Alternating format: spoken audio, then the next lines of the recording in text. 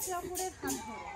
আজকে আপনারা যে রোজগারটা করবেন, আজকে আপনাদের দিয়ে যে কাজগুলো আমরা করাবো, যে পরিকল্পনা আমাদের আছে, আপনাদের থেকে যেটুকু সংস্থার মধ্যে আসবে সেটা কিন্তু সংস্থার নিজস্ব কিছু থাকবে না, সেটা কিন্তু সেবার কাজেই থাকবে। গ্রামের মানুষদের অনেক সমস্যা থাকে, অনেক গরিব মানুষ আছে, সমস্যা থাকে, যেখানে যেখানে আমরা পারি সাহায্যের হাত বাড়াই। আপনাদের থেকেই পাওয়া সংস্থা যেটুকু আসে অনুদান, সেগুলো দিয়েই আমরা সবার সাহায্যের জন্য হাত বাড়িয়ে দিই।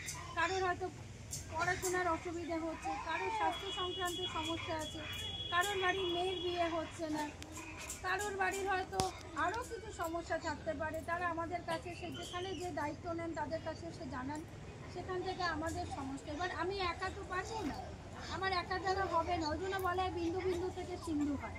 আজকে আপনারা যদি 1 টাকা করেও আমাদের কাছে জমা পড়ে, ওটাই কিন্তু আরেকজনের অনেক সাহায্য হবে। আজকে আমার কাছে 200 টাকা কোনো ব্যাপার না, বা আপনার কাছেও না।